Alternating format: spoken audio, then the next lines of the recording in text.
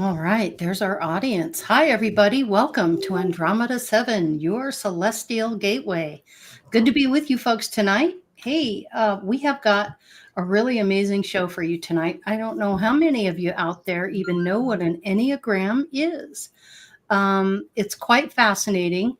Jasmine's going to lead the discussion tonight, and she's got some really cool slides. She's going to help explain all of this. And if you have pad and paper, I would get it real quick if you can. You're going to need it tonight to figure out what your numbers are. And this will help you determine some things about yourself that you didn't know. So, yeah, tonight we are joined with Teresa, One Within. Hello. Good to have you. Sophia, Witchy Boo. Hello. Jazz and Nick, the Adorables. Good to have you with us. We're really excited about your presentation. And of course, Grandpa Brian, always a pleasure to have you on the show with us. Thanks for your love and support as always. You never fail us. None of you guys do. And we appreciate that very much. And let's go ahead and see who's in chat, and then we'll get into this a little bit. I do have a video to share that's going to give you a good explanation, and we'll show that after. But hey, Lucky Stone, good to have you with us. Always a pleasure. I bet you're having a lot of fun with that drone. I played around with the drone for a while, and it's neat. Some of the stuff that you're getting off of that's fascinating. I love it. Seems like a blast. Let's see who else is with us. Chloe. Hello, Miss Chloe. How those crystals doing? You guys, if you're not familiar with Chloe's crystals, just do a Chloe's crystals on YouTube and check out her stuff. It's amazing. I have been an avid purchaser of her goodies. One of my recent ones is this one right here, and I love this clear quartz crystal. Yeah. Well, that's a good one. Yeah, it's a really good one. Yep. Yeah, I got her out. She's got the best stuff. I really love it. So yeah, good prices too, and she gets it right out to you. So I really appreciate that. Let's see who else looks a little like. Oh, Loretta Enigma. Hello, good to have you with us as well. Hi, Scotty Loretta. Boy, what's up, Scotty? How are you? It's good to see you. And let's see, I think that's pretty much, Steve. Oh, Steve, you're on time. It's good to have you. Hi, Steve. Steve. Yeah, it surprised me. Hey, Brian, does your daughter Elizabeth, do you go by Beth or Betty, funny chance? Liz. Liz, she goes by Liz. Yeah. Okay. Hi, Liz. Yep, awesome. I see you down there at the bottom. Hello, good to see you. Yep. Hazel. She's my friend.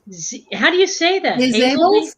So she has her own bakery, and it's called Hazelbles. Oh. Because sometimes they have a little Hazelbles. Okay. Awesome. Good to have you with us as well. Wonderful. Welcome. All right. Mary Mansfield. Hi, Mary. Oh, hi, Mary. Good to see you. Yep, I didn't see you there. Yep, you just popped in. Mm-hmm. Love it, love it, love it. All right, you guys, like I said, it's really a good idea to get that pen and paper. You guys are going to want to jot down some of these numbers. This is going to be really fascinating information. It's going to help a lot. So let me just give you a little breakdown on it. So the word Enneagram comes from the Greek word ennea, meaning 9, and gramma, meaning something drawn or written. The Enneagram describes 9 personality types and maps each of these types on a 9-pointed diagram, which helps to illustrate how the types relate to one another. Used widely in counseling, business, and spiritual settings, the Enneagram helps people to better understand what drives them and how to harness their natural strengths.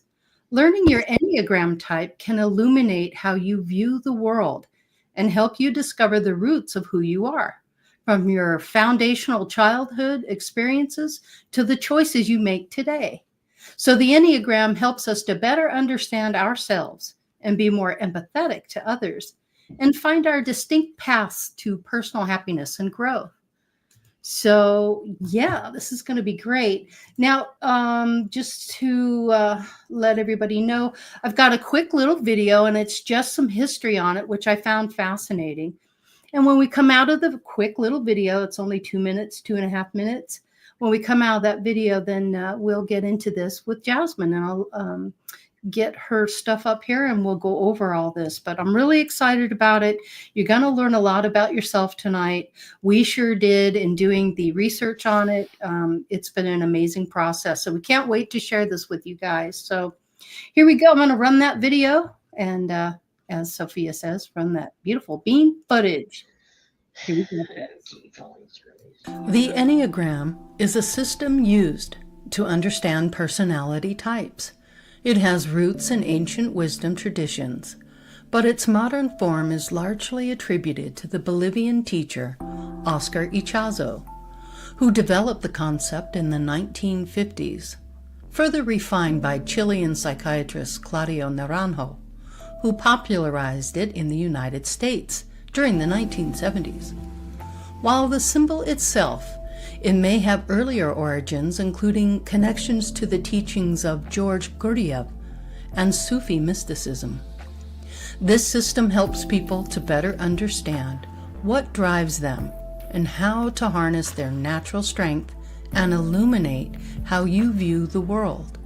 It aids you to discover the roots of who you are, from your foundational childhood experiences to the choices you make today. You become more empathetic to others, and the distinct paths to the personal happiness, evolution, and self-growth. The Enneagram is a personality theory that categorizes people into 9 types based on how they relate to others and the world. The theory suggests that each person develops a primary personality type by adulthood. The Enneagram is represented by a 9-pointed diagram that includes a circle, triangle, and hexagon. Each type has a set of characteristics, fears, desires, and behaviors. The types are arranged into 3 centers: feeling, thinking, and instinctive.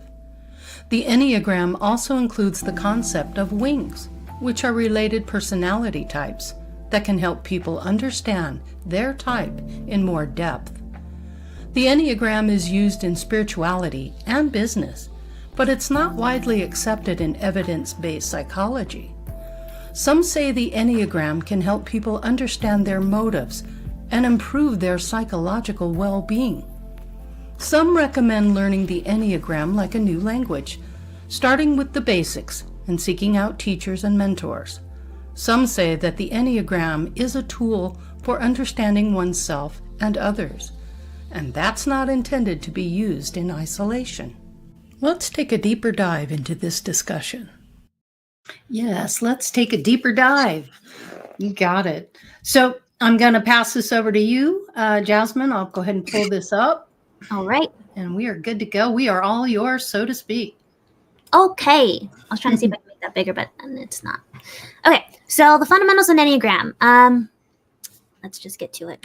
Mm-hmm. So attention, please. I would just like the disclaimer. Everyone is unique. Just because there is a personality type or there is something here trying to describe everyone, it's not trying to keep you in a box, okay? This is just notating a pattern in motives and desires and fears. This is how it differs from Myers-Briggs, like Loretta was saying. Mm-hmm. The Myers-Briggs types tell you your tools and how to use those tools to best serve you in this life, right? The Enneagram is different, is where it tells you those motivations and desires and fears, why you have those tools in the first place. Mm-hmm. Okay? You are more than just a number.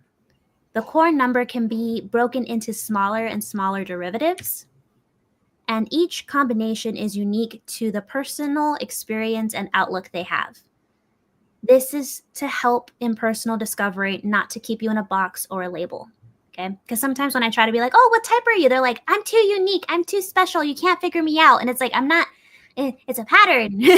Everyone falls into a pattern. And then from there, everybody gets, everybody is unique. I'm not saying no one's not unique. Mm-hmm. Okay. So here, we're going to introduce the Enneagram. We're going to go through the 3 Enneagram centers, the 9 Enneagram types, finding out which one you are, finding out your wing, Enneagram integration versus disintegration, and Enneagram in everyday life. Okay. Mm-hmm. What is the Enneagram? Okay. Enneagram serves as a comprehensive personality framework. It helps individuals understand their own behavior/motivators and that of others. The Enneagram reveals how different types respond to stress and changes, offering insights for personal development. Once we can understand ourselves, then we can see another's perspective. We can truly grow as a society and heal. Finally get out of survival mode mentally, physically, and emotionally. So the whole purpose of this is the reason why some people call this like more of shadow work or more of the shadow self is because it deals with those traumas that became our defense mechanism. It deals with all the dark stuff that we had to go through and how we survived because of it. It helps shed a light on all of those contrasts. So especially childhood traumas, Jasmine? Yes. Mm-hmm. Yeah. Because that's where it all starts. We all start building up those traumas or those walls when we're a kid. Yeah. So the historical background. So when I tried finding out like the history of it, for some reason, no one can agree on the origin of where it came from. They said that it just appeared somewhere out of nowhere. And every religion, every culture, everybody has a piece of the Enneagram. Okay. Mm-hmm. The one that I liked, Laura, you're going to have to help me with this guy's name. Pythagoras? Mm-hmm. Pythagoras. You said it right. Okay. Pythagoras is known to have some connection to the Enneagram because it has to deal with math and psychology, and he's the one that used to mix those a lot back in ancient Greece. Okay. Self-awareness and test. Yes, you can go out and take a test for this, but I personally don't like all the personality tests for two major reasons. One, there's a bias of the person writing the test, so depending on their type, they can lead the questions and make you think certain things. Also, there's the bias of the person taking the test. Most people don't know themselves well enough to take the test honestly. Most people will take the test based on who they want to be or who they want to be with, not as who they are now. So answering the questions honestly is really going to help you a lot. Oh, yes. And then not to mention that, like, it depends on your mood. You're like, oh, sometimes I'm like this, sometimes I'm like that. Which brings up my next point. It's natural for everyone to identify with more than one number. The goal is to see which one comes more naturally or the one that you're in 80% of the time. Okay. So I know like in Myers-Briggs, the first question is, are you extroverted or introverted? And people are like, oh, well, I do both. And it's like, yes, you do both. But which one comes to you more naturally or which one are you in 80% of the time? More dominant then? Correct. Like what's the default? Where you are with this right now in response to some of this test is really cool because unlike some of the others, it finds out how you are reacting or why you are reacting to certain stress levels in your life. And our experiences are mostly shaped by the stresses that we overcome and work through. So it's not that we run away from darkness or fear darkness, it's that we don't always navigate those more negative aspects of our character. And so what this test is doing is showing you why you respond to things the way you do, and then eventually how you might modify or find the balance, fine-tune those results so that you can respond in a different way that's more in alignment with your career path and growth. And so it's philosophically, it's very deep compared to some of your more basic personality tests. This is very true. And it's like, okay, it's in the dark, right? What do you do to change the dark? You shed some light. So this just sheds some light into those automatic systems that we have. Right. It just makes you question those systems. And then once you become more self-aware, instead of reacting, now you're actually going to make a choice. You can make a choice of staying where you are and staying how you are, or are you going to grow? Or are you going to develop? Are you going to, are you going to expand? The choice is yours. But that's what this system that I like so much about it is that it makes you aware to give you that option. Yeah. Okay. Self-awareness. Most of the times in most textbooks, they're going to tell you that self-awareness does not come naturally, that self-awareness comes after a trigger or a certain traumatic event. So like near-death experiences or somebody dying. Something that goes against the pre-written script that you have in your head, that's usually what causes self-awareness. Some good questions to ask yourself to test if you are self-aware is, can you see yourself as a character in the story of life? Can you observe your actions and reactions like you would watching a character in a movie? Do you know why you behave the way you do? Are you aware of the social ties, the cords that pull on you to be a reactive puppet? Can you see your own motives and fears? Do you decide or do you react? Are you making your own choices, or are you following programming, trauma, conditioning, hurt, and disappointment? That's a good question. Yeah. So the 3 centers, we have the heart, head, and body. And the Enneagram is not normally associated with the chakras, but when I was learning about it, this is what I gravitated to the most. Because when you're learning about chakra balancing, you have to go from the bottom up. So you have to make sure that your red chakra, your security, your safety, that all your needs are met there. And then you start developing your chakras forward.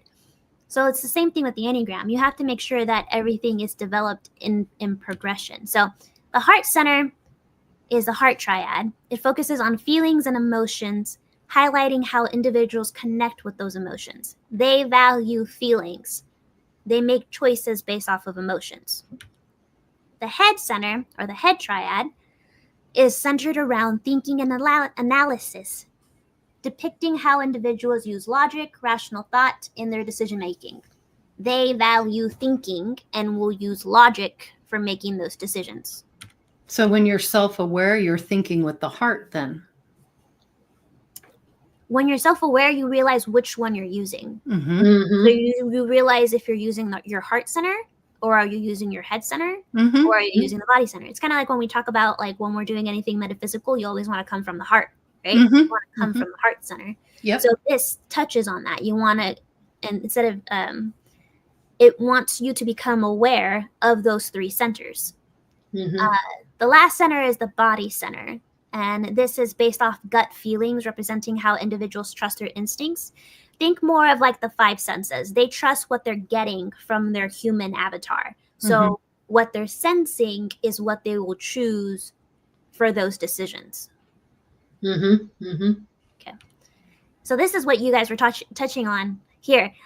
You guys are going a little faster than the 5. But these are the 3 centers, right? We have your body, heart, and head. And it goes back to what we were learning, how we believe that we are threefold, right? We're body, mind, and spirit. Yes. Funny enough that in the diagram, there's a triangle. And that triangle connects 3, 6, and 9. What do we know about 3, 6, and 9? The law of 3. The universe loves 3, 6, and 9. Right. Nikola Tesla said that it's the secret to all manifestation. And if there's any esoterics, it's 3, 6, and 9. 3, 6, and 9. All the time. Yep. So in the Enneagram, 3, 6, and 9 are special too. They are the numbers that hold the power to be both or neither. They get to choose both or neither. And this is what I mean about that, okay? In these 3 centers, the body center belongs to the mother figure. The heart center belongs to the father figure, and the head center belongs to the sibling figures. Now, I say figure because someone like me, where my dad wasn't in the picture, I had multiple dads or multiple people that I would switch in and out of being like, oh, you said something fatherly, I'm going to put you as my father figure. And then I'll have a teacher that's being really like fatherly, like, oh, you shouldn't do that, you shouldn't do this. And I'm like, who are you, my dad? And then they're like, no, I'm just trying to help. And I'm like, oh, okay, that makes sense. But it's not, doesn't have to be your biological relative. It's just who you see as your father figure, your mother figure, your sibling figure. Makes and sense. Those can change as you're moving through life. Okay. Yep. So this is where the dart comes through. Okay. You have physically aggressive, emotionally aggressive, indifferent, or abandonment. Okay. How did they treat you? Which left a lasting impact? Okay. So in my case, it wasn't all bad, right? But what left a lasting impact on me was that physical aggression. That's what left a lasting impact. So think for yourself on this one. What do you resonate with? So when we're dealing with the mother figure, with our body, was she physically aggressive? Was she emotionally aggressive? Or was she both or neither? This is where that pen and paper come through. Mm-hmm. So out of those 3 numbers, pick a number. And to be fair, so no one feels, like your dirty laundry is getting aired, mine's an 8. Nick's a 9. I'm 369. Yes, you are the special 369. I'm a wizard. Oh, yes. Okay. And the next, we're going to do the same thing for the father figure. Physically aggressive, emotionally aggressive, both or neither. And same thing with the sibling one. So you have to pick one number out of these 3, well, what they call triads, or from the center, because there's 3 numbers, so the word tri. So triad. So 8, 9, and 1. Pick a number from that section. Mm-hmm. 2, 3, and 4. Pick a number from that section. Mm-hmm. 5, 6, and 7. Pick a number from that section. So Nick already showed his cards. He had 3, 6, 9. Mm-hmm. Yeah. And Oh boy. mine, it was 7, 8, 3. And again, it doesn't have to be completely accurate. Like, you don't have to sit there and calculate, like, okay, well, I got hit this many times, but she yelled at me this many. It doesn't have to be like, you don't have to. So for example, you're saying your mother. So what you want to do is if she was physically aggressive, you would write down an 8. If she was emotionally aggressive, you do a 1. Both or neither, that's a 9. So put your mother figure in those categories. So, and siblings doesn't, like, if you're an only child or your siblings are a lot older, like in my case, my siblings were a lot older, Mm-hmm. it's your friends, it's your sibling figures. So your Mhm. friends would be considered your siblings, or Hmm. the people that you're Okay. around. I did that wrong the other day. Okay, so the mother can be physical, emotional, both or neither. Mm-hmm. 9, 3, and 6. 9, 3, 6.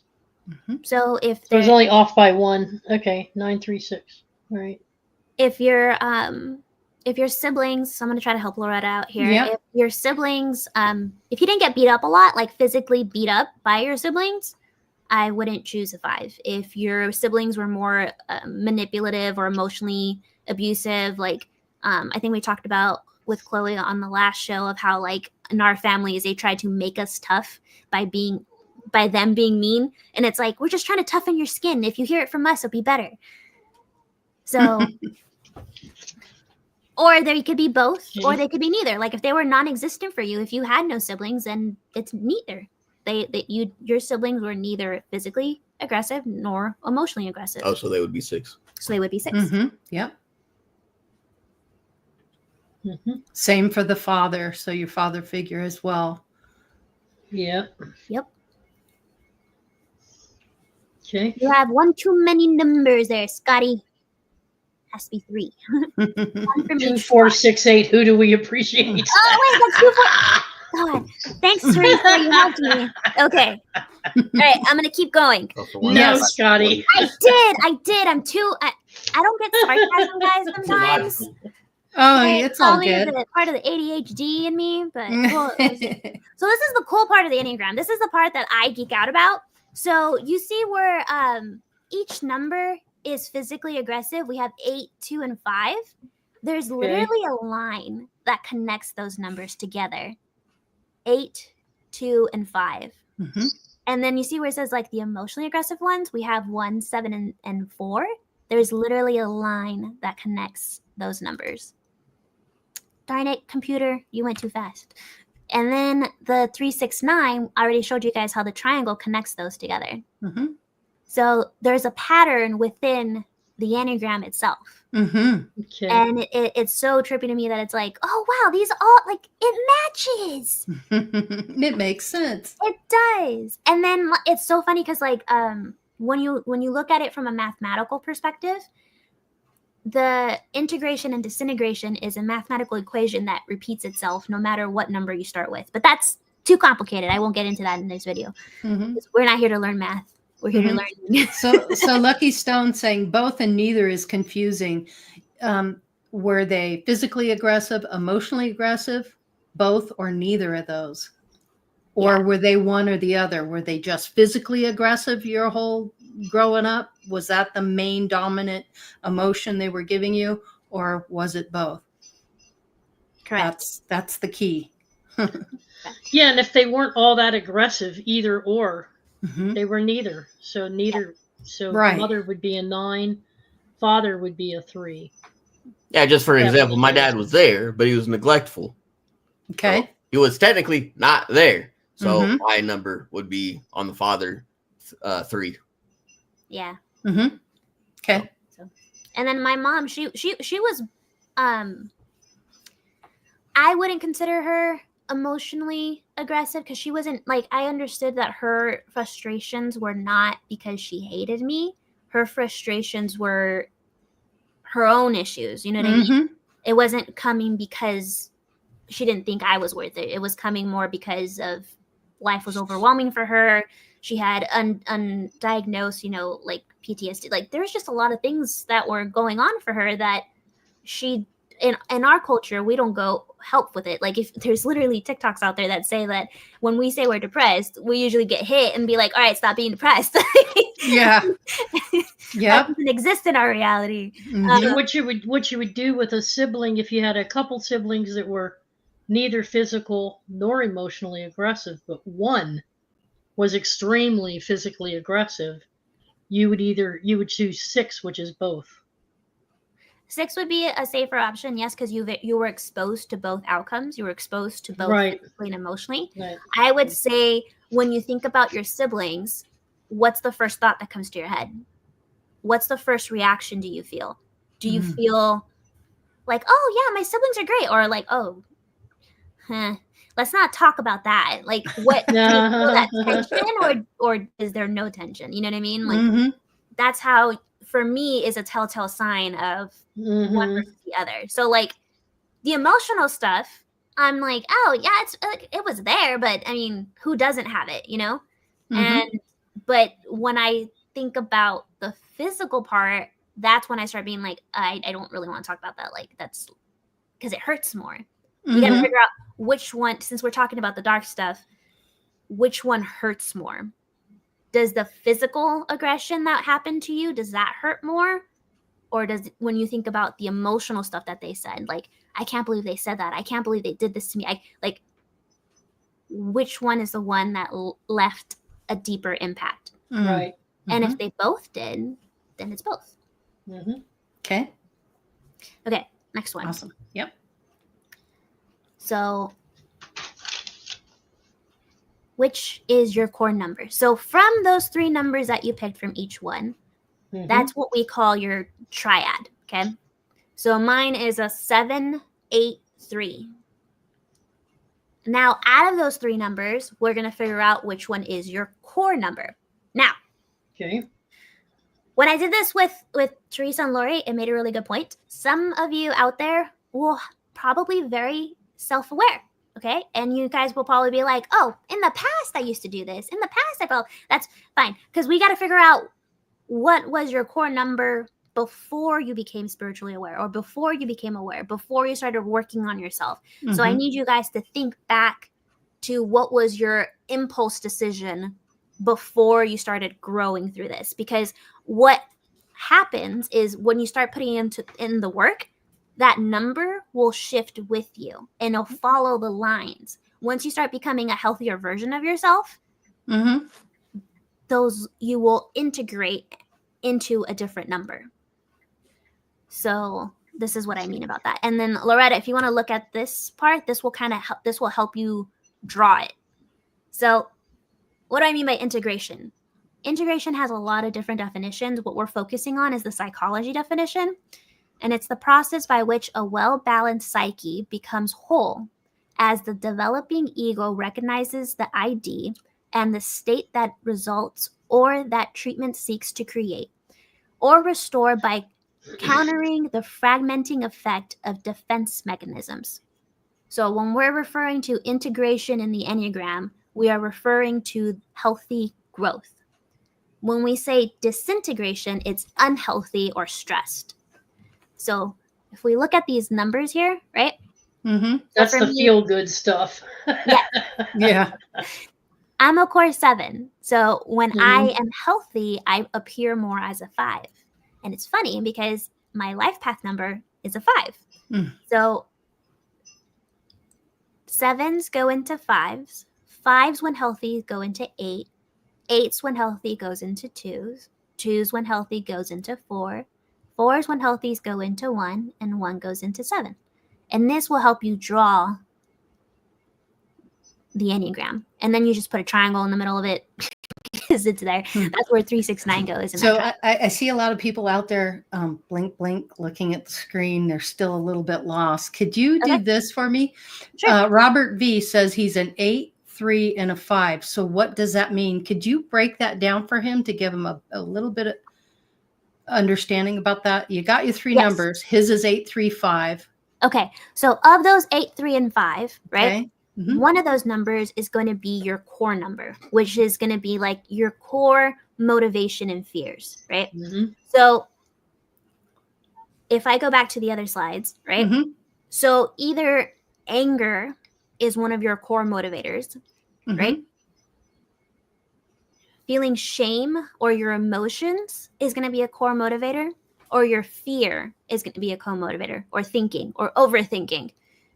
One of these center realities is going to be the biggest determining factor of your personality.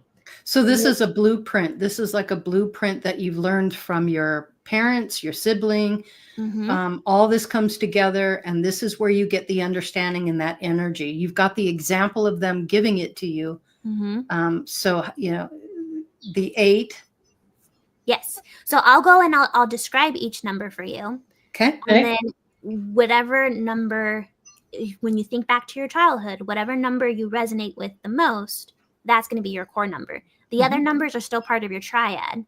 They're still telling you how you deal with anger, how you deal with fear, how you deal with shame. Okay. So those other numbers are still important. Can you go back to the slides with the father, siblings, and stuff? Yeah.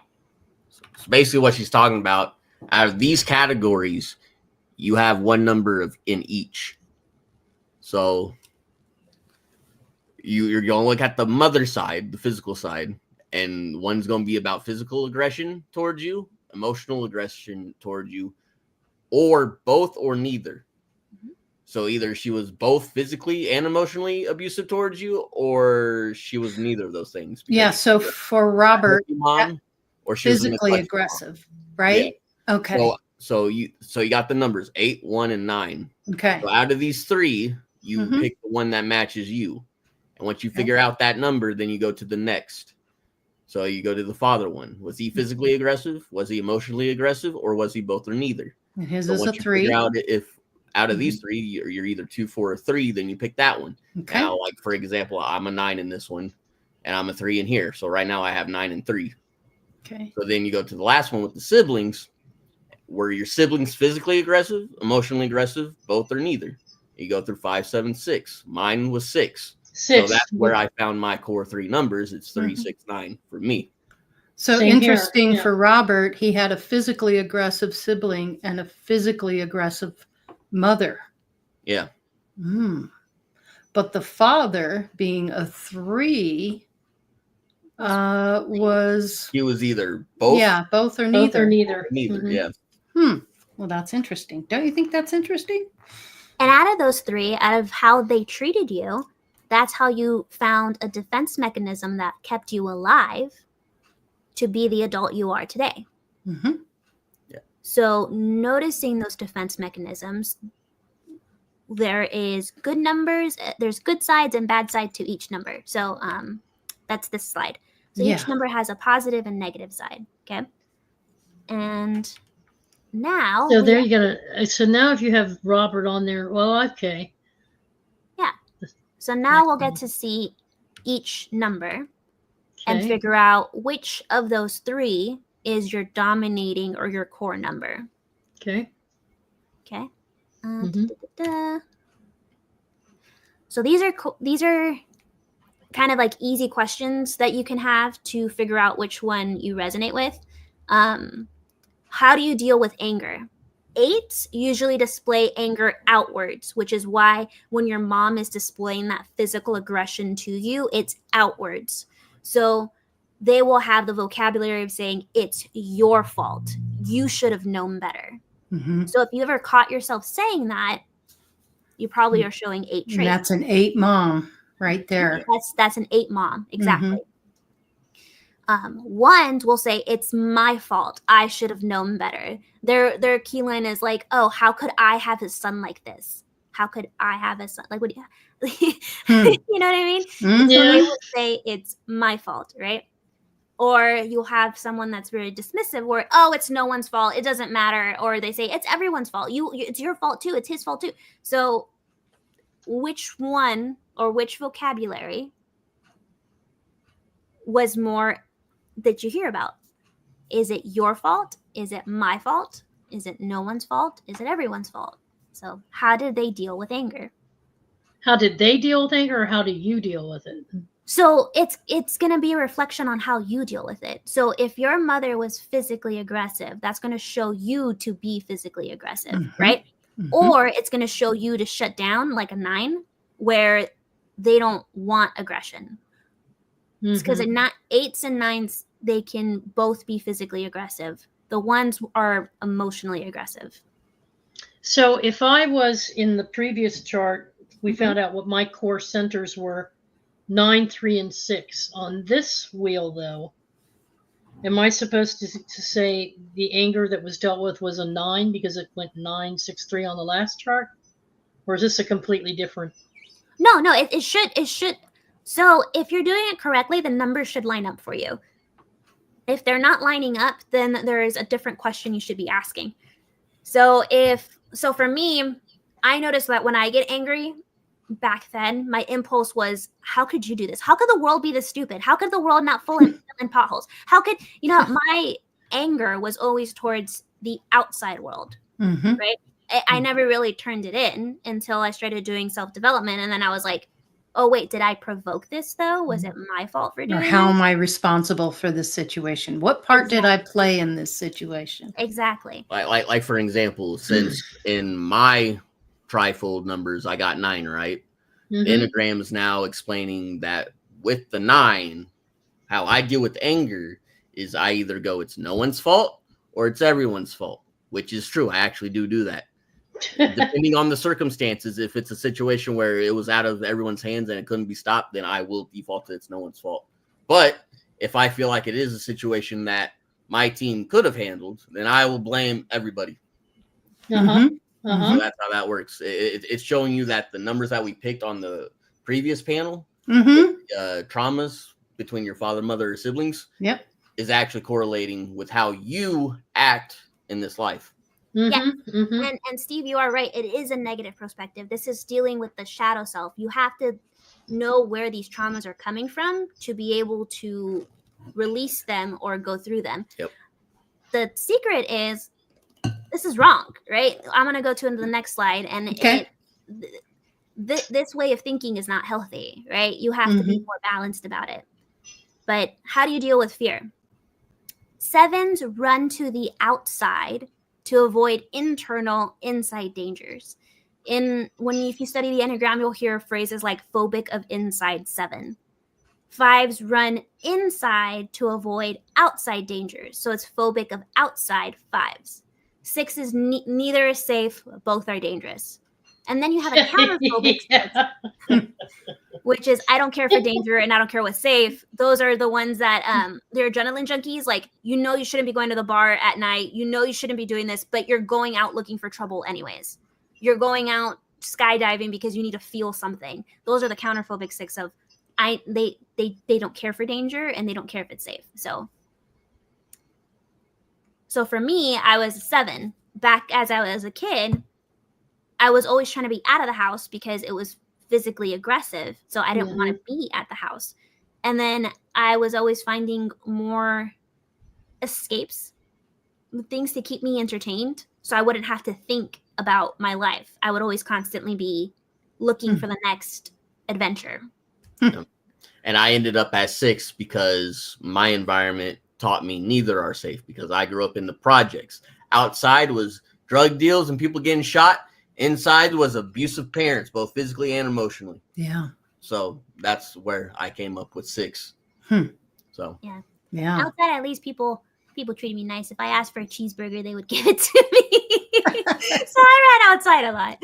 But it's funny because like you'll see a lot of these motives show up in everything that you'll do. You'll start realizing like, oh, that's why when So how do you deal with shame or image? And it's funny that the shame, feeling, and image triad has to deal with the father, because the father energy is all projective, right? So they help create your image. They help create your projective side. So 2s flow with the current. They follow trends and common norms. 4s flow against the current. The rebels. Everything's special. Everything about them has to stand out and be different. And then 3, the current does not dictate me. They pick and choose what they want or need to be to get the job or goal done. Be adaptable. Yes. So if your dad wasn't there, you really didn't have someone to base your image off of. So 2s, that's when your dad's physically aggressive. Those are the usually the ones that get beat. Like, you should be doing this. You should keep your elbows off the table. You have to be wearing these shoes. Like, they're physically aggressive and they have like demands, right? 4s are usually the ones where they couldn't get their dad's attention, even though they were around, and they're just like, well, you're not good enough. You're not good like your brother. You're not good like this. Like, why do you keep out? Like, you're always like striving for approval or striving to be noticed, which is why 4s always have a tendency to want to be special or to make themselves special. Sometimes it likens to like those people that, like, you know, when you had emo hair, or like the punks or the goth, because they had to be special to get their attention. Okay. I want to address this real quick if we could. Yeah. So Loretta Enigma says, so far this isn't hitting me. It really seems all about trauma. Not that I didn't have any, but hey, you know, everyone has some kind of trauma in their life. And a lot of us had good upbringings and good childhoods, but a lot of us didn't. But this is what shapes you. So if you had a good upbringing, then that shaped you as a person. So it's just understanding these types so that you can figure out who you are and kind of where this stuff comes from. Yeah. So it does have a lot to do with trauma, because it does have to do with that shadow self, and looking at that shadow self is not going to be comfortable. You could go through life without looking at it and just focusing on your good stuff, but I don't think that would have a lot of fulfillment. I think that you have to look at, I don't know, when I think of that, I think of all the kids that had a bunch of even crappier childhood than I did. And the least that I can do is to look at myself to be able to help them. Because how can I help someone if I don't even understand my own baggage? It's like when I was in high school and I had my friends around, and my professor was repeating to me the same thing that my mom was repeating to me, of having bad associations spoil useful habits. It's a scripture in the Bible that they used to say all the time. And I was hanging out with the emo kids, the potheads, the skater kids. Like, I didn't care. To me, it's like, if they treated me with respect, why would I care what they do? Like, that has nothing to do with me. So that was my mentality. And they would constantly tell me, like, show me who your friends are and I'll show you who you are. And I'm just like, why does this keep different avenues? Why does this keep repeating for me? And then I realized it. I asked someone, like, why doesn't I have enough willpower to make my own decisions. So why does it matter if who I hang out with? Because they're not me. I dictate me, right? But when you're having a bad day, right? And you have these same friends, And their escapism, because that's all they know, is drugs or alcohol or sex. When you're having a bad day and you're looking for help, what are they going to offer you? Out of the goodness of their heart, they're going to offer you what works for them. And what works for them is drugs, alcohol, and sex. If we stop that cycle of trauma, then we'll be better suited. I think another way of looking at this too, because I had an initial response like Loretta, when I got into what they were describing, which we'll get into in a minute, is the characteristics or the actual behaviors themselves, the actual personality traits of different people. Instead of looking at it as trauma, it's more about relationships. Archetypes Of how I related to a sister who was very egocentric versus another sister who was very giving and loving and kind, and versus a brother who's more structured and controlling and who's also very giving but can also be very aggressive. And so it's really looking at behavioral characteristics and strengths of the people that you transition through life with. So it could be your siblings, cousins, immediate relatives, or it could be a series of friends, family friends. Maybe you didn't have a lot of siblings. Maybe there was no trauma in your life per se, and you had a great life, but it's how you interacted with and related to those who influenced you the most. So you may not have had a father who was present, but somebody in your life ended up being a father figure. Mine was my brother. And so you might actually end up having certain people that have a way of relating to you. So I look at this as an opportunity to say, okay, this might explain why I respond to certain situations in certain ways, but now I can pick and choose what to align myself with moving forward or in this current flow that I'm in right now. So I removed, even though I'm one of those who had trauma, I removed the trauma out of the equation enough to be able to say, okay, how am I relating? How had I related then and how I relate now? And that's what this really shows me, is my own progression. These types are very similar to astrology. So, you know, a life path 1 or a life path 5 or life path 8, that really does describe like a life path 1, sensible, orderly, self-disciplined, serious, punctual, idealistic, you know, type 8. I mean, those really line up with the astrology, which is interesting to me. Well, the reason why I like the Enneagram so much is because this shows the darker side of things. And if you're going to be a light worker, you're not healing the rainbows and sunshine. That stuff doesn't need to be healed. This is the stuff that needs to be healed. You got to be willing to get your hands dirty, go to the muck. And this is a good diagram to explain the whys that people act that way. Good point, Nick. Very good point. Okay. So this is kind of like a cheat sheet of the types. Like this actually goes into details. So the way that these feel loved, all of these are wrong, right? Because we all know as healthy individuals, people that have become self-aware, that being yourself and showing up and trying your best, that's already loved. You don't have to prove anything to be loved. But when you have not realized that, or you haven't let go of that notion, you will fall into one of these traps where the Enneagram 1 says that they feel like they have to be perfect to be loved, or 2s that they have to be selfless to be loved, or 3s that they have to be the best, 4s that they have to be important, 5s that they have to be resourceful, 6 that they have to have security, or 7s like me, where I thought I had to be fun to be loved. Like if I was talking about deep, dark, depressing things, no one's going to want to hang out with me. But where'd you go? About fun things, you know, people will be here. So I thought that that's what made the world go around me, was if I was entertaining. 8s is I have to be strong. I have to be in control to be loved. You know, like A lot of those are some of the macho men that I start talking to. A lot of them turn out to be 8s because they feel like they have to be the strong one. They can't touch into their emotions. They can't, because if they're not strong, then they're not a man, and then they can't be loved. And we know that's not right. And then 9s are like that. I have to be easygoing, or they have to be conforming to be loved, right? These are all not healthy things about being loved. It's just what drives them right now because they don't know any better. So I think that's really cool. That's cute. I can go through each of the types, but I think what I'm going to do is I'm going to skip down to the very last slide about the reasons for the Enneagram.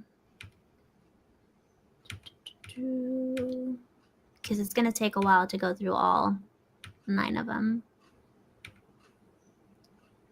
And the wings.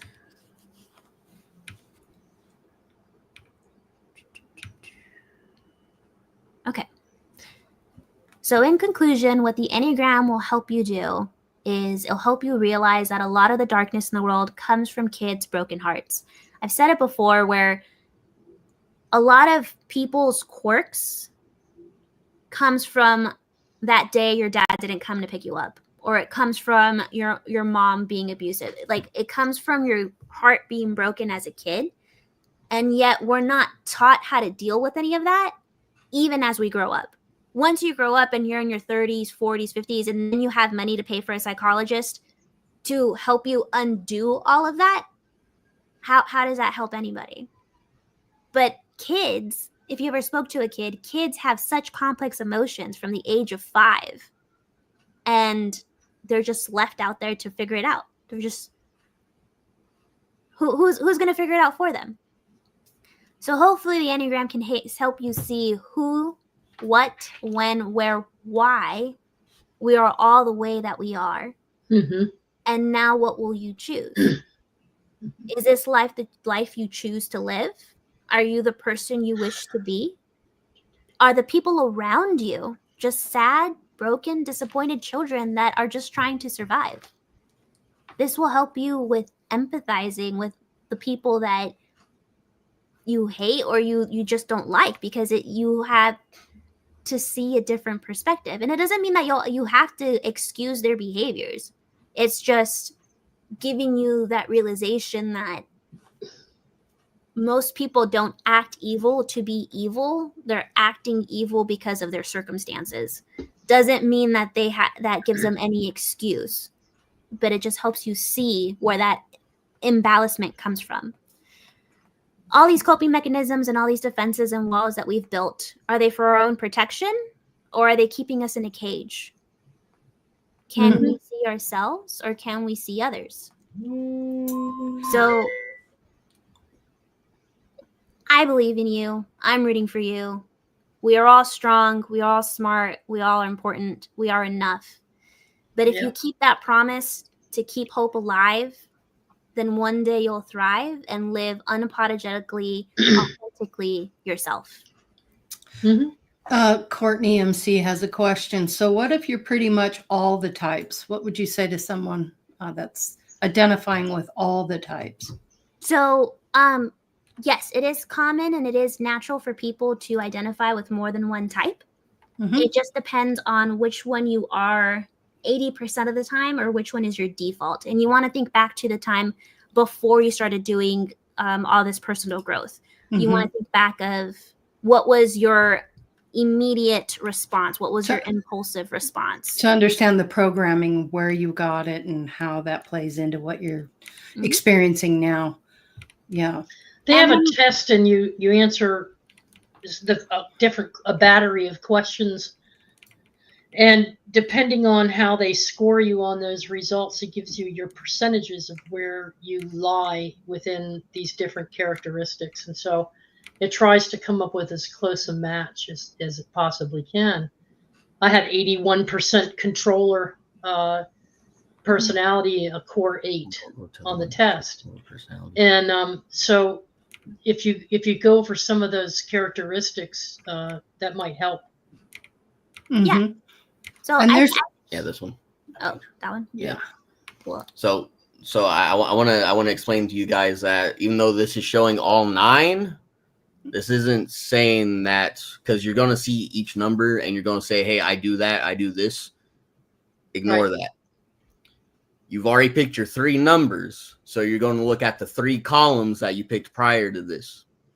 So as an example, I picked 3, 6, and 9. So I'm not going to look at 1, 5, or 7, etc. I'm going to look at these 3. Okay. And then I'm gonna see what the characteristics for each one is, and then as a result, I'm gonna think which one is me more than the other 2, because those 3 you have characteristics of those because you picked those 3 numbers. That's what your triad is. But this is explaining to you how you find your core number, Right? Like your main objective. But now, what is useful? I'm sorry. Go ahead, Lori. What are the negative sides to these numbers? These seem very positive, but what's the negative aspects to those types? so here is number 1s are usually the reformers, perfectionists, and idealists. So at their worst, if you take it to an extreme, there will be judgmental, inflexible, dogmatic, critical of others, uptight, controlling, anxious, jealous, and they'll hyperfixate on all of their imperfections. Yes, they will indeed. go into a mindset of right, wrong. There is no gray. You do or you do not. There is no try. They have no room for gray at all.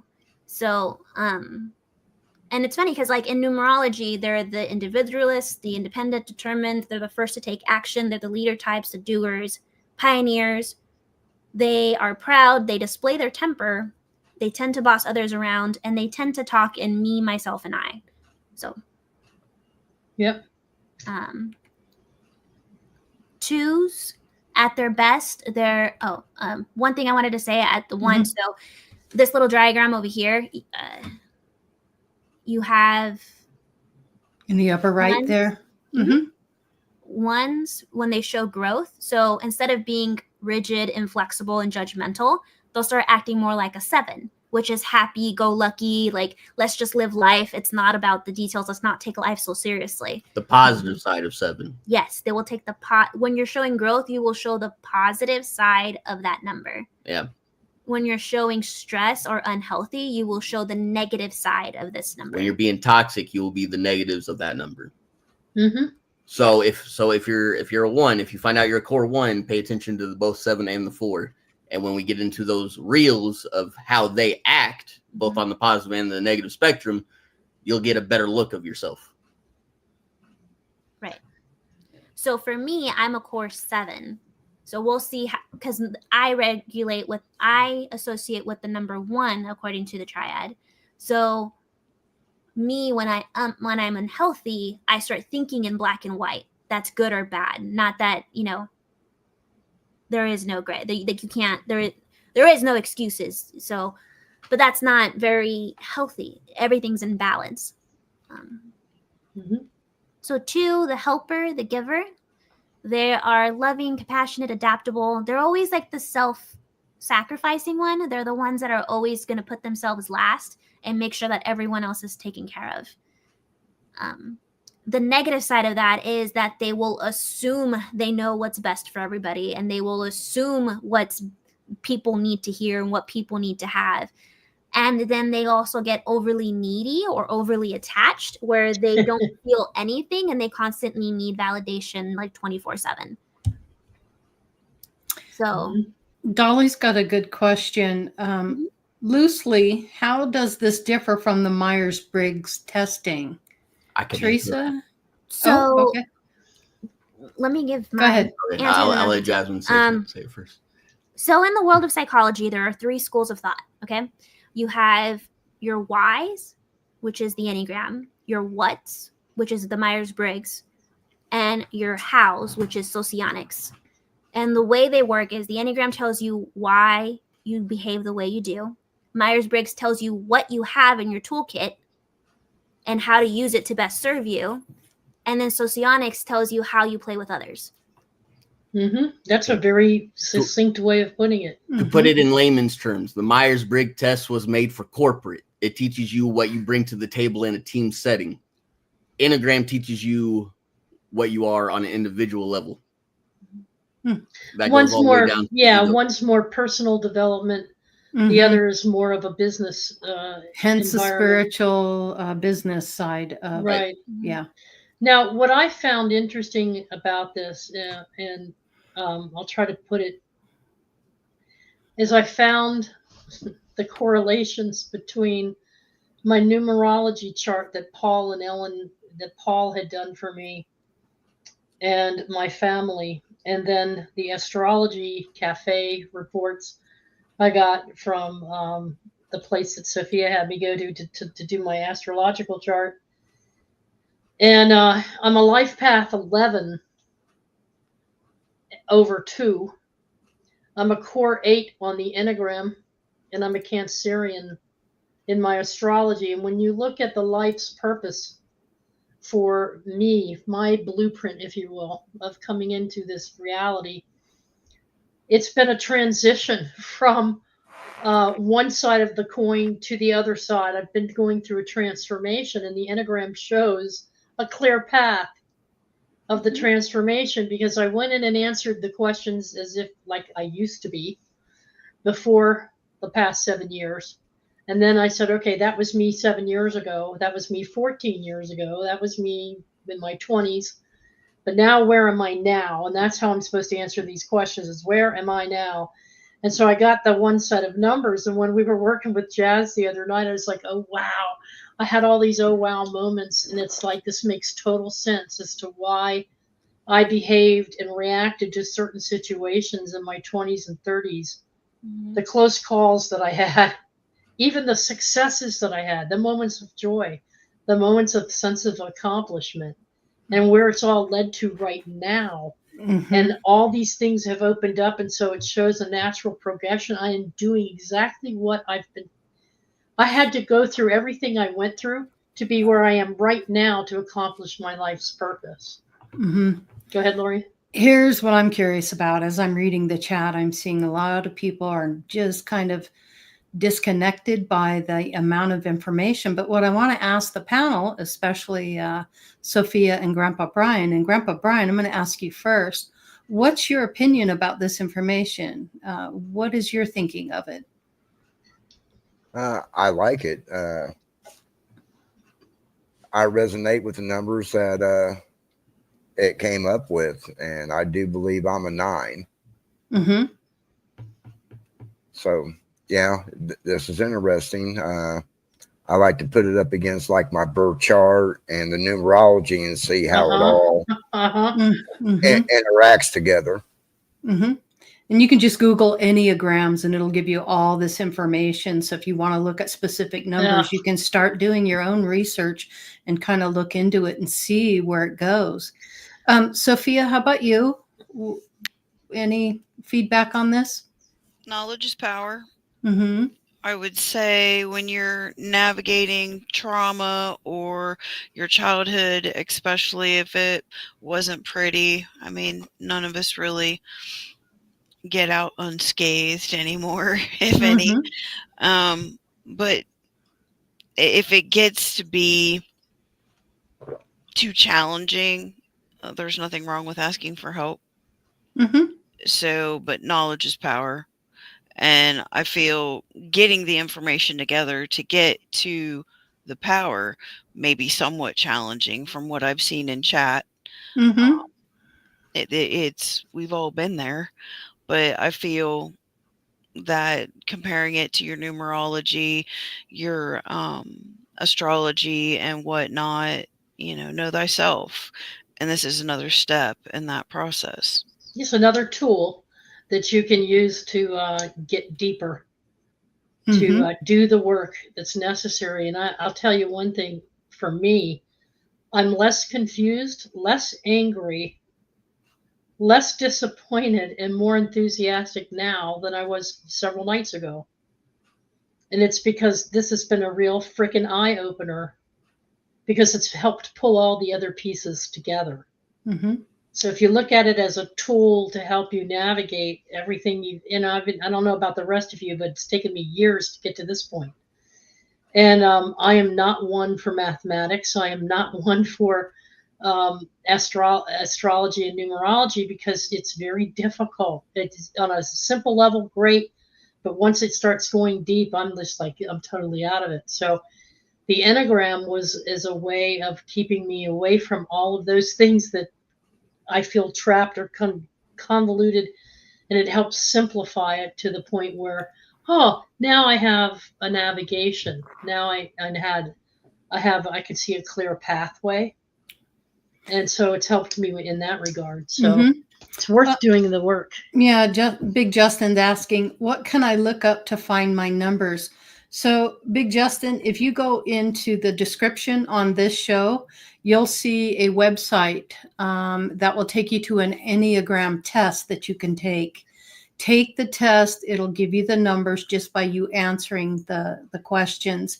And then you can individually take those numbers and look up Enneagram types and correlate those numbers to the types. I'm a visual kind of person. I like things very simple and show me pictures.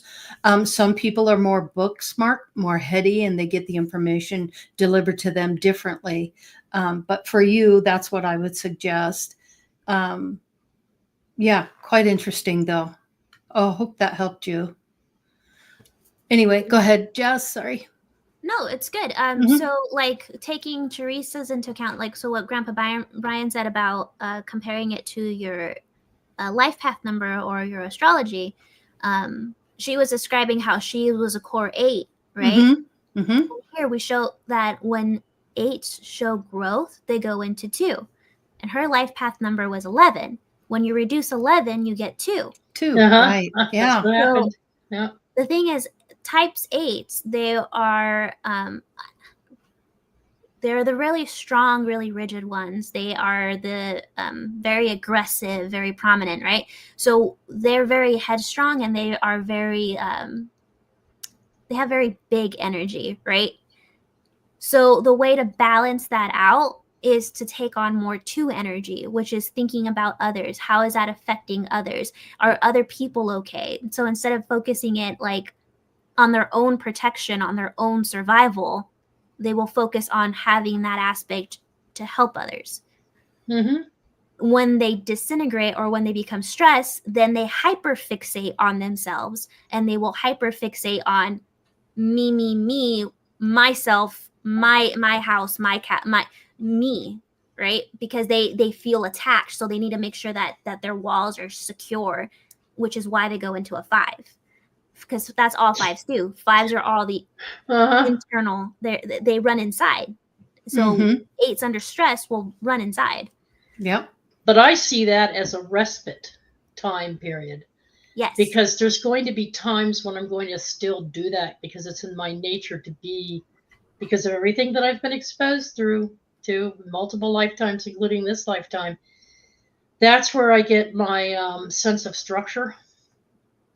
Is when I go into an isolated mode and I cut everybody off and I just disappear for a few days and I go down into my crustacean cancer crab self. It's my time to rejuvenate. It's like my kryptonite. Yes. It allows me to lay out my action plans of because I'm one of these people that I have to have a project plan, you know. I'm one of those types. And so I go into my head and I do my research and I come out with my plans of action, and then I can relax. And then I'm not stressed anymore. And then I can cruise into my 2, whereas what I'm working on, it's my purpose for being here is the 2. Right. So it just makes perfect sense to me. Now I did get a download from my angelics that I don't have to spend as much time in the 5 as much as I did, because I've gained mastery over certain things. I've gained mastery over certain emotions. Yeah. And so my stress levels are different now, and how I respond to things are different now. So I could spend more time in the 2, which is my purpose for being here, than I did in the 5, where I hid myself away. Yeah. So, yeah, it was a real eye opener. Yeah. So where's 5? That's 2, 3, 4, 5. Here's 5. This is 5. It was siblings body. The body. So here we have. Or So no, yeah, the head, the thought. Yeah, head. yes, thinker. So where I leave off, number 3, I think. Yeah, do the 3. There's some questions about the 3 in chat. Okay. So 3 type is the achiever type. That's the type that if you had neither or both an aggressive, emotionally aggressive or physically aggressive father figure. So if you had a 3, then they were both or neither. So 3s are considered the achiever types. So the ones that feel loved if they're the best. So they are highly creative. They are optimistic, self-affirming, industrious, efficient. They think of the person that like they will become whatever they need to become to get the job done. You need a plumber, they'll be the plumber. You need someone to cut the lawn, they'll cut the lawn. Like Jack of all trades. Jack of all trades. Mhm. They will do whatever they need to you know how we were talking about like when we're doing meditation, who are you without your mask? Who are you without your titles? Who are you without that?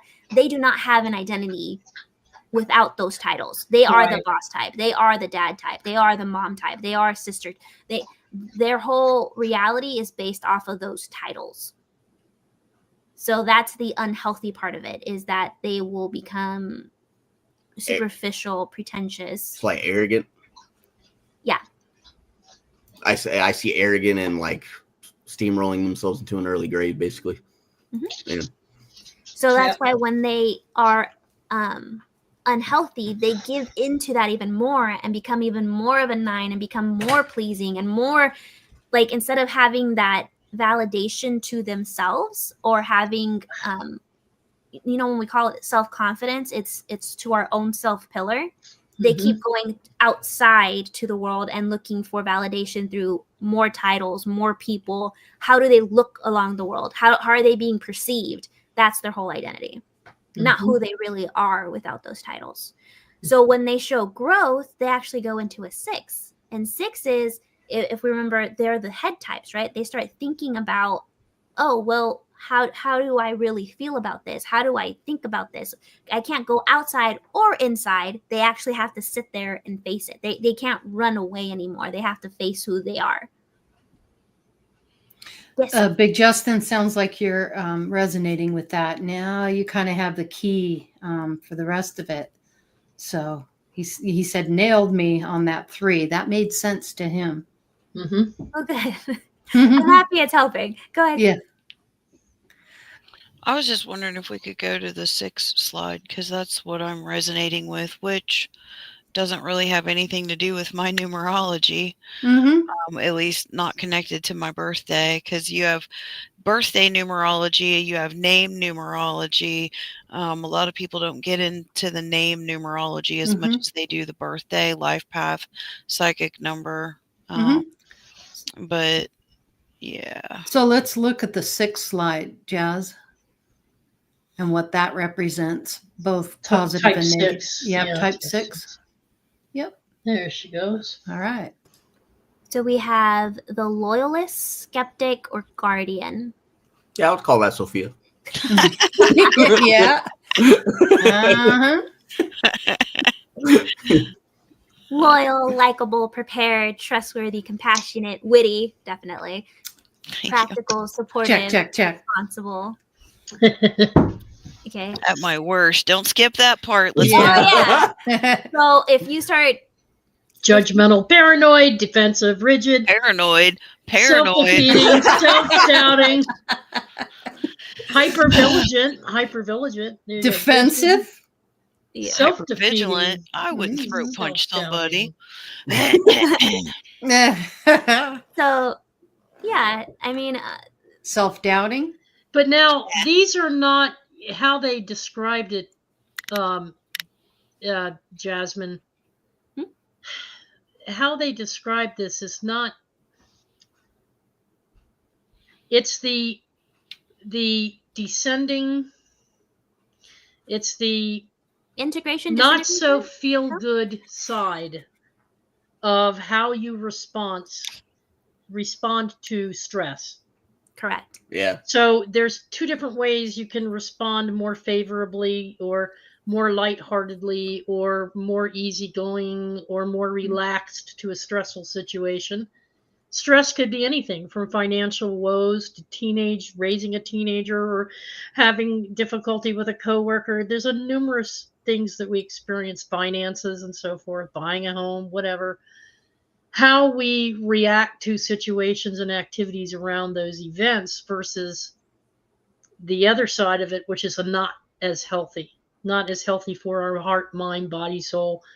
If we become these things, if we put too much of our energy into being defensive or self-defeating or self-doubting, as in Enneagram 6, because what we're doing is we're building resistance to the situation and we're feeding it all of our energy in such a way that it affects us, the way we sleep, the way we eat, to how we respond to other people. So it puts a lot of extra stress on ourselves when we allow the not so great way of handling frustrations and things. So that's what this is about. It's about how to transmute your frequency of how you vibrate in response to certain situations and how you think, instead of spending all your time thinking about the worst outcome, what actions you can take to activate the love space or to activate that part of the heart space within you, as opposed to the head and the body, the physical. Yeah, what I really like about this is that this is a shining example of the Hermetic principle of correspondence. Yes. This literally shows you the scale. Yeah. And if you start exhibiting, like for Sophia, for example, she's a 6, right?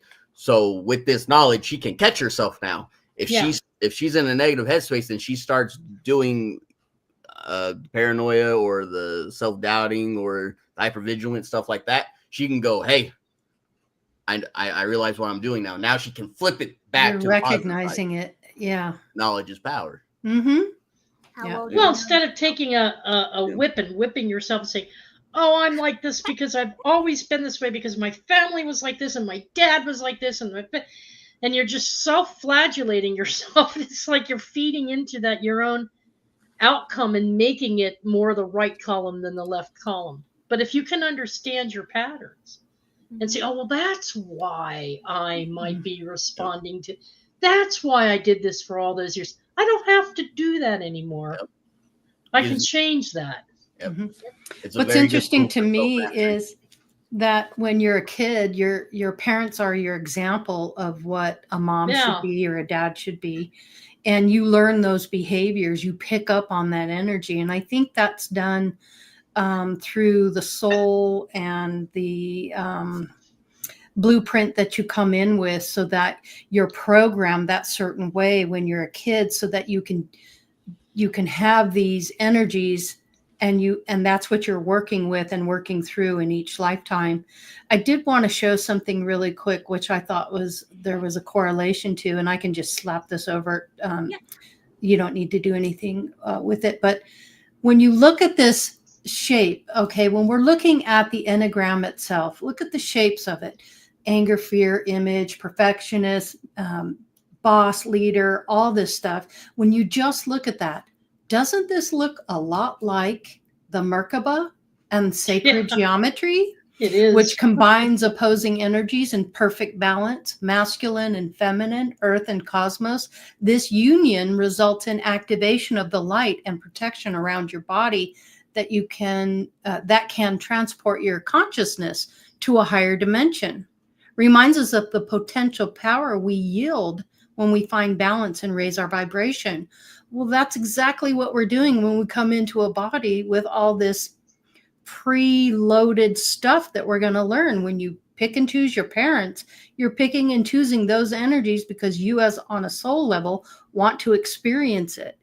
And oftentimes we take more than we take a big bite of it thinking, wow, we can really learn a lot and experience it. And then all of a sudden you have all this on your plate and you're overwhelmed by it. Are you sure you want to pick all this stuff? It's going to be hard. But to me, this is kind of where it all comes from and how it correlates into the spirituality aspect of it. I just thought that was interesting. Anyway. Yes, it is, and there's a lot out there on it. If you go to, if you Google and go out there and do the comparison between the Enneagram and the Merkaba, there's actually whole conversations and discussions on how it breaks down the circle, the law of oneness and unity, the triad. Yeah. And for me, that's what I got out of it. That I'm just speaking from my point of view. Yeah. But that's what I personally got out of it. So I thought it was very interesting. What do you think about the 7 points are representing the cycles that we go through? You all were and knowing that you can change it, that because you've experienced that and you know what that is, now you know what you don't want. Now you know what you do want. You want to bring that energy into it. So I think it's fascinating, actually. And it is complicated. But, you know, self-awareness, it's not easy. None of this is easy, but you know, take what resonates with you. And if it helped you in any way, we hope that it did. Make up your own mind. You're the one that's in charge of what your beliefs are and what you think. But I found it absolutely fascinating, and I appreciate the time and effort that you put into it, Jasmine and Nick. What's this book that you have, Jasmine? You have a book that has positive affirmations in it and gives you more of the spiritual perspective on the Enneagram. Yeah. So one of the writers, one of the people that they're renowned as the person who studies or discovered in our area, for the Northern American area, they wrote a book about linking it with affirmations. So when we do go under stress or we do go into stressful environments, they have affirmations for each number. So that way you can focus on your positive things and reconnect with the positive side of yourself. And what I like about their book is that they say, it's kind of talked about how we talked about last week about how some person's venom is another person's cure. And then some of us need a little bit of venom to actually survive. They bring that into light with that book because they say you can't give the same advice to every person. Because every person is unique. So if I give the same advice to everyone and treat everyone as equal and everyone as the same, it's not going to help everyone because everyone is unique. So with the Enneagram, they actually are able to make it more unique to where that advice is specific for you, for what you went through. It tailors it. It really tailors it and dials it in for you. And then once you know your numbers, you're like, okay, that's the positive. Oh yeah, no, it should. We haven't done 7 yet. I kind of highlighted 7. 7 is my core type. Okay. I'm the enthusiast, the adventurer, the cheerleader. I'm, I love spontaneousness. I'm not like 6s. 6s hate spontaneousness. They like things to be consistent. They like things to be orderly. And structured. They like things to be predictable. They don't want to be like, oh my, no.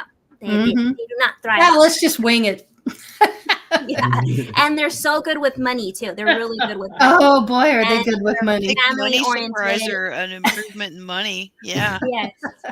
They love comfort. They're all about protection. So, and the way they make sure that they are protected is to make sure that everything is orderly, make sure everything is where it's at, and that nothing's changed. Because if it changes, then they can't be fully protected now. Yes. So 7s are completely opposite of that. 7s. So embrace change, Sophia. Change is good. No, change. Changes. Some 6s show growth. They have to be more like a 9. Yeah. I get it. A little at a time. Just spoon feed it to me. There you go. So 7s we love spontaneousness. We love imaginative. We love putting on a production or like a show. We also, since we are in the head triad, like we are still very heady and we are still very deep thinkers. We will just think really fast. So I know Loretta was talking about learning about ADHD. Yeah. And I'm sorry to burst your bubble, but the reason why a lot of us have ADHD in the first place is because it was a survival tool. We had to pay attention to a lot of things at the same time. We had to pay attention to those footsteps. We had to pay attention if they were slamming the doors. We had to pay attention to their voices, the tenses, the influx. We had to pay attention to all of those markers because that would let us know if we were safe or not. So Or you knew what was coming and how somebody was going to react to you. I want to give you an example. Can you pop up a type 8 real quick? Yep.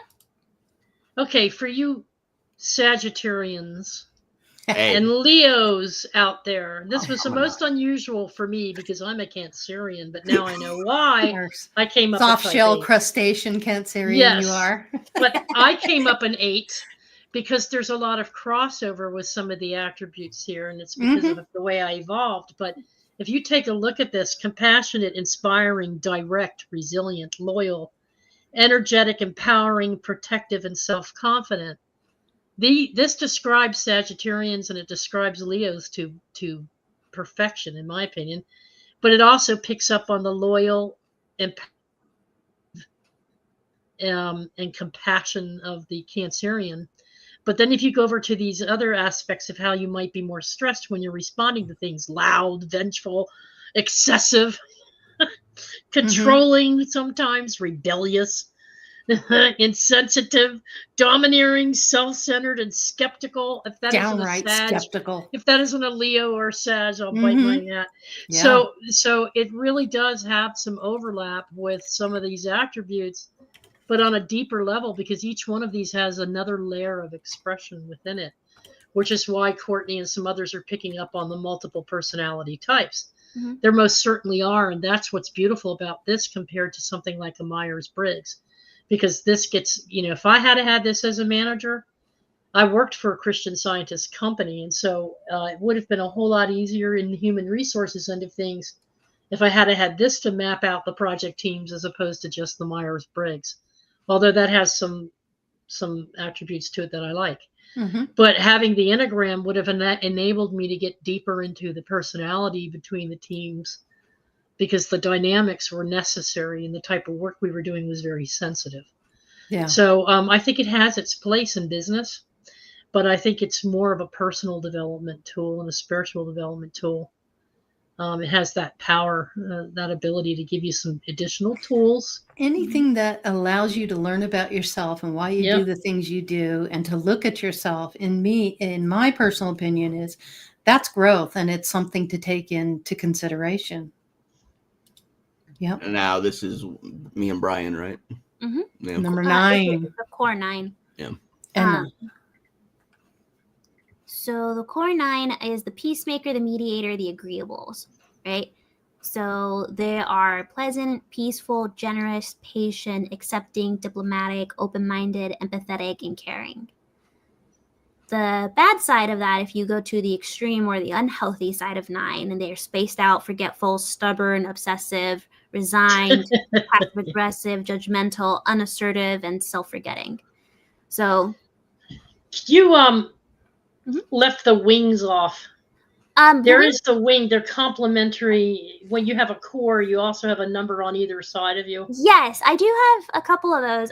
So the wings are the numbers adjacent to your core number. So if you resonated with any of the 3 that you picked out from the beginning, I know this is a lot of information and it's not very rainbows and sunshine, but it does help if it's very good. Yes. And it has a lot of crossover. Like I've compared this with numerology. I've compared it, like there's sometimes we are very cautioned not to try to force anything to connect, but this, for some reason, it just fits. Like it just fits. I don't know if I'm looking for it to fit, but it fits. So out of these 3 numbers that you got, hopefully you would have figured out what your core number is. And once you have your core number, then we can figure out your wings. And the wings are the ones adjacent to that core number. And it's the number that you would use as a shield or a sword, right? Makes sense. And it's the fight or flight responses. We have 4 of those fight or flight responses, right? So here's my theory on it, on how I broke it down for more simpler terms, is 8s and 1s have a fight response. So if you're 9 wing 1, if anybody comes at you heavy or anybody comes at you really aggressively, or like you have to have an impulse decision, you will fight. That is your initial response, right? If you are like, if I was a 7 wing 6, I would run.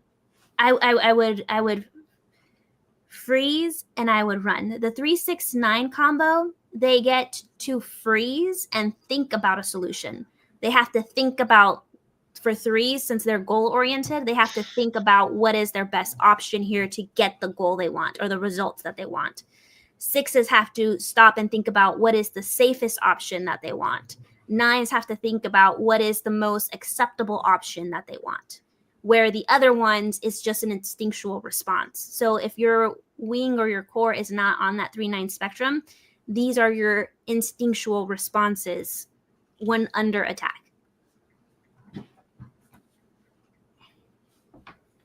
So for me, I'm a 7. I'm happy-go-lucky most of the time. You push me, and I won't be like, oh, that's too bad. Like, back older me, like Teresa and I were talking about. I am. So your wing's an 8 yes. and a 6, so you can be the challenger. Yep. If you need to be. Yeah. Challenge everybody. You couldn't put me out. What are they trying to do? Oh, you're a girl. You can't do that. Blah, blah, blah, blah. I'm like, watch me do it. Just try to stop me. Chat, you have no idea. Yeah. Luckily, I know what I'm talking about, and she picks up on it, and she trusts it now. But Well, it's more from the fact that it's not that I can't do it. You know what I mean? It's not that I can't change the tire. It's not that I can't do the brakes, right? I know how to do it. I can do it. But it's, he would rather take that effort and that time and those, what would you call it? Like dirty, like unwanting things. And he would rather do that himself than having me go through it. But it's not diminishing my power or capability of actually doing it. So that's good. Yeah. Well, if you don't drive a car and somebody tells you how to drive a car, those are two different things. If you actually are sitting in the driver's seat and you're driving, that's a whole different experience. Yep. Yeah. Fascinating. Well, this all goes back. It's ancient. Well, it is ancient, and you don't necessarily have to be an expert or an adept at hermetics. Courtney, hermetics is a start. Yeah, I agree. It is a start, but I can tell you this: I've never studied hermetics, and I understand how to use this tool because I can feel it. And I know it instinctively because we all have those instincts. And if we're following natural law and the way in which we live our lives, and we're opening to our awakening, whether we're studying hermetics or not, we can still pick up on tools. I use crystals. I use all kinds of tools, spiritual tools. But it helps to have some background in these things. But you don't have to be an adept at any of that in order to understand how to take the test and use the test and examine the information out of it. It's just a tool. Yeah, I agree. It's pretty straightforward. It's just a lot of information. Yeah, it is a lot of information to absorb. But in conclusion, Jasmine? In conclusion, I would say there are 9. Okay. It reminds me of a story of when I was first learning my multiplication tables as a kid, and I was stressing out because I'm like, there's so many numbers, there's so many multiplication tables. I can't do this. I can't. I was having a meltdown, and my older brother comes to me and he's like, what's wrong? Why are you spazzing out? And I'm just like, how am I supposed to remember all this information? Because I was diagnosed with dyslexia. So, in 3rd grade, so I was already having a hard time.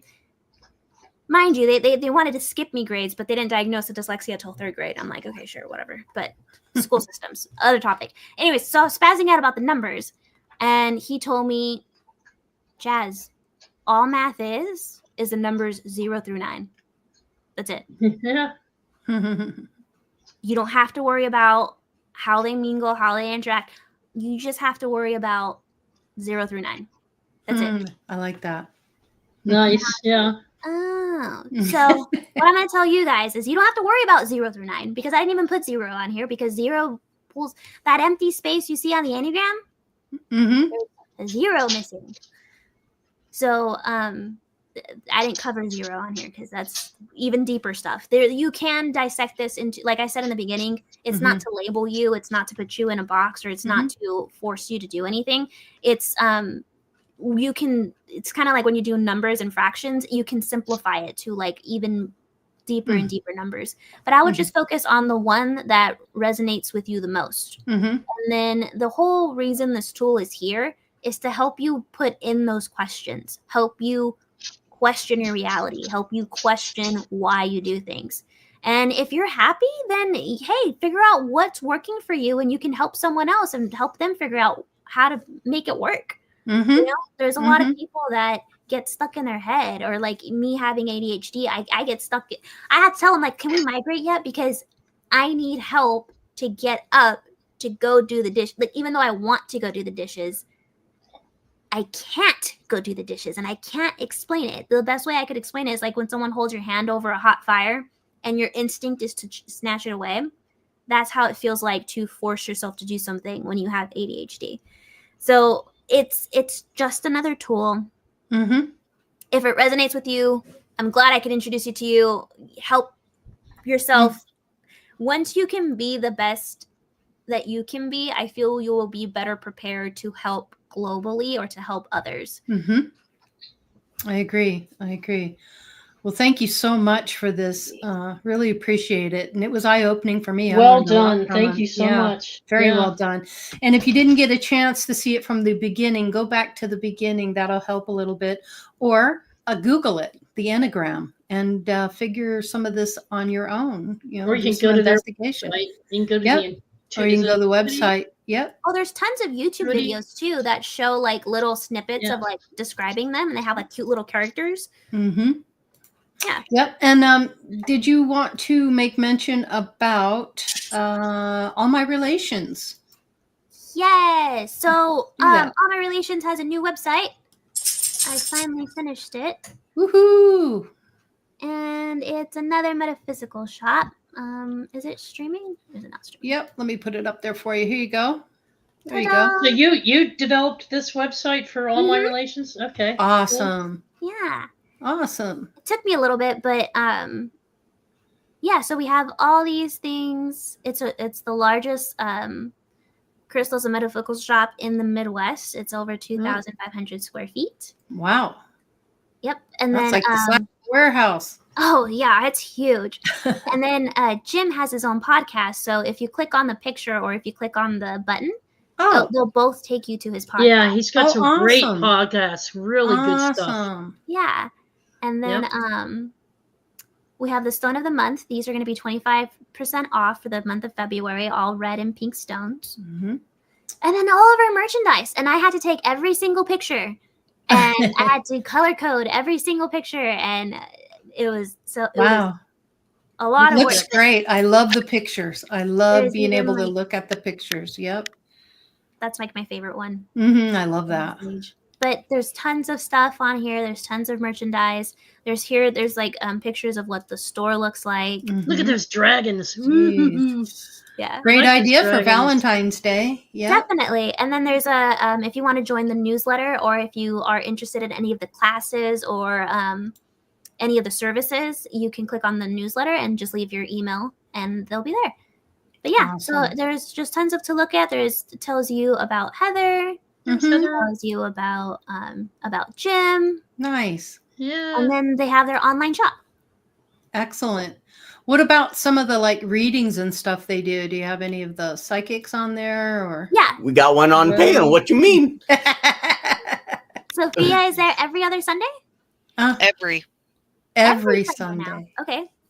Sophia, I get 5 Sundays off a year for festivals, Easter, and festivals and Easter. Would that be under classes or services? It would be under services. Online shop. Okay. Oh, look at that. So here we have those. Awesome. And, cool. These are the classes. Excellent. And more. Cool. But yeah. Then there's the calendar to show you what's coming up. And nice. Every Wednesday we have a circle. Oh, okay. Oh, wow. Look at that. This is what you guys do when you go to group. Ryan, you call it going to group. This is the kind of stuff that you do on Wednesday nights or whatever night you decide to get together. Yeah, Could you explain a little bit about that? That would be interesting to know.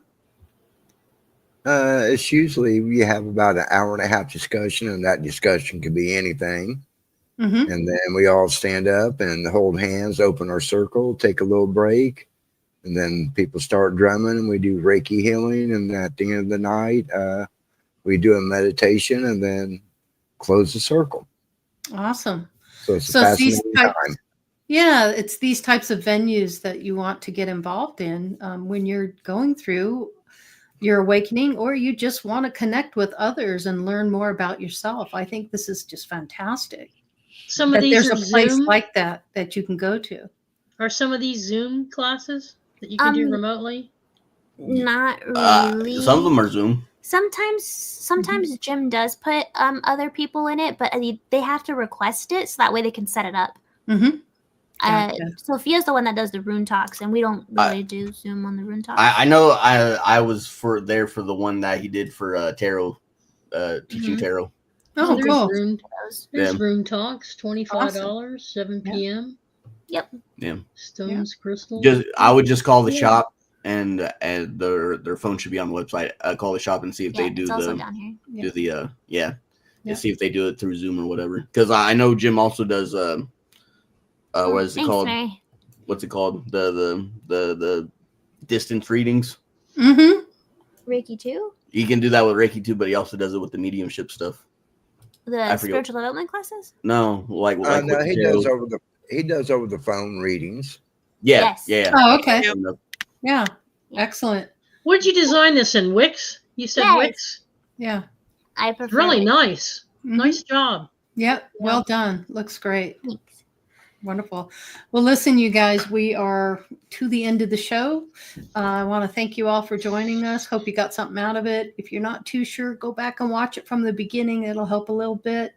We look forward to seeing you guys next week. And thanks for your time and energy and sitting with us on a Friday night. We really appreciate that. Final thoughts, Brian? Fascinating. I really learned a lot. Really curious about when I take this and go back to my birth chart and numerology and see how it all How does it works mesh? together and combine. Yep, exactly. Yeah, I like that. Yeah. Jasmine, Nick, final thoughts for you guys? It's a very good tool for personal shadow work. It's also a very good tool to figure out why someone's acting the way they are. Mm-hmm. I wish the heck I had this tool years ago. Mm-hmm. Right. Gives you some insight. My best advice is it is more of an advanced topic. So if you're new to it, like I've noticed that a lot of viewers are, if you came in late, go back to the beginning. Yep, agreed. And then just take it in at your own pace. Mm-hmm. A lot of information. It's just a lot of reading. It's not really a lot of math. Great tool. Numbers are just involved as a organization tool. Yep. That's all the numbers are there. That's what they're there for. Awesome. For the most part. Well, it was meant to be an orientation to the Enneagram. Right. And not the exact how to use it 100%, but it wasn't that kind of a tutorial. But we do have a lot that's on that website that Jazz has in the description. Yeah. Final thoughts, Jazz? Sorry, I probably downloaded a lot of information to you guys. Didn't mean to bombard you guys. If it sparks interest in you, or if there is something that you like about it, I would just suggest go to YouTube, watch some videos, get some familiarity of it. And if you have any questions, feel free to reach out to me and I will try to help you understand it as much as I can, because I really believe in the Enneagram, because it helped me realize a lot of toxic patterns that I was exposing people that I cared about to. And I couldn't figure out why. And I'm the type of person that I like to question why as much as I possibly can, because that's when I start to get answers of where I can change. I don't like thinking that everyone's a broken case or a lost case, or, to me, if you still have willingness and a breath, then there could be change. So. Yeah, I love it. Thank you for your time and energy, Jasmine. I know it took up some of your time and we appreciate it very much. Sophia, final thoughts for you tonight? I like this approach. It's another tool in your energetic toolbox. Hmm. It can really validate what you've been through, how you can use it to your advantage, and how you can identify patterns, like what Nick and Jazz were saying, to identify what's going on and the best way to pull yourself back to center with the affirmations that we spoke of. But yeah, thanks for Awesome. doing that. I And enjoyed thanks it. for being here tonight, Sophia. We appreciate it. Yeah, good to be Sweet here. Teresa, one within. What's your final thoughts? It's all within. Mm-hmm. It's all within, and how you view yourself in the world. Gotcha. How you what's your perspective on things, and there is sacred geometry behind it. When you take a look at the symbol itself, Mm-hmm. the circle representing unity, the triangle, the law of three, and there's just the law of seven, when you see how the dots connect, and the hexad, in other words, and the significance of 9. So it's just, like Sophia just said, it's just something for your toolbox. But philosophically, fundamentally, it really allows you to understand how you were designed, the way in which you were designed, and how natural it all is, and how connected we all are with the universe and one another. And if anything, it'll what I find it is explains relationships. It explains why I react a certain way to certain people, and why I feel a certain way about certain activities, and how I look forward to things. And so I find it to be a very powerful and useful tool, especially to help bring everything together that I've had so far. That's just me, but there's been little pieces here and there, and this helps bring it all together in a map work. Yeah. And it's not set in stone. That's the beautiful part of it, is you can flow with it, and it teaches you how to go with your own flow, but from a way of doing it with your own, loving yourself and respecting yourself, without you can just release the anger and just let the natural part of this take you over, and then you don't have to be so angry. So I find that very peaceful and very comforting. Although I'm justified in my anger at times. Yeah, aren't we all? I appreciate the perspective, most definitely. Yep. Listen, I hope you all have a wonderful weekend. Enjoy yourselves. We look forward to seeing you next week. Thank you all for being here and participating. We really appreciate you all. So peace, love, and take care of yourselves and others. Much love. Love you. Bye.